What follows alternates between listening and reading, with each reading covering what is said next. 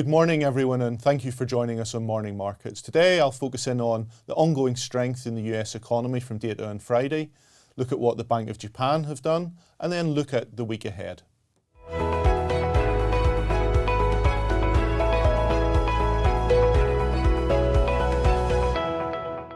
So firstly, looking at the strength of US economic data over the past couple of weeks, that certainly has been evidence. And we got some more detail around that on Friday when we look at the Fed's preferred measure of inflation, that being personal consumption expenditure, or PCE, a much shorter way to think about it.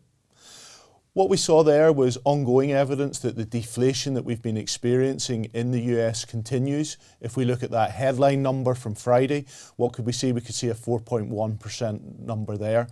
More importantly, if we strip out the effect of housing on that, we could see a further deceleration and that coming to an increase of 3.3% on an annualized basis. So really highlighting ongoing strength in the US economy, in fact influenced by that disinflation theme that we're seeing.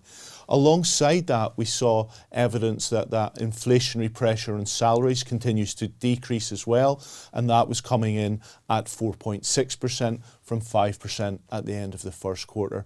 So again, very supportive there. I think other things to think about from Friday was just a subtle change from the Bank of Japan in terms of their interest rate policy. We know that in contrast to many other economies, the Bank of Japan have been more positive in terms of the inflation backdrop because it's allowed that economy to come out of deflation.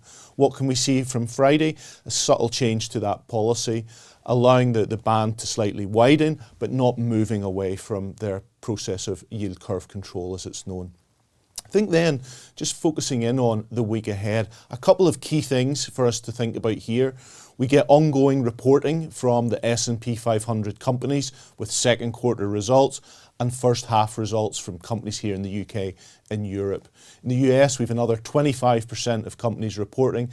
That will continue to give us a great insight into demand trends, but also how these economies and businesses are coping with that inflation backdrop, how it's translating into prices, and ultimately how that's influencing the volume that the companies are selling.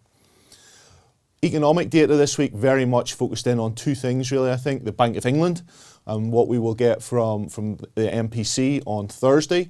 Expectations that we'll not see what we saw last month in terms of the 0.5% increase, but a 0.25% increase on interest rates. In the US, we'll have unemployment data on Friday, being the first Friday of the month. Again, crucial to see how that evolves, to think about then what that might mean for Federal Reserve policy.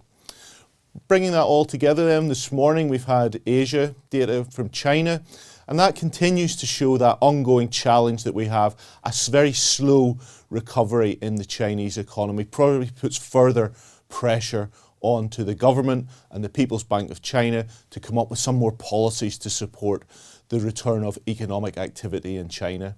And that probably takes us right back to where we started the discussion this morning, the contrast between the world's two largest economies, the strength of that in the US at this point in time, contrasted with that weaker experience that we're having from China.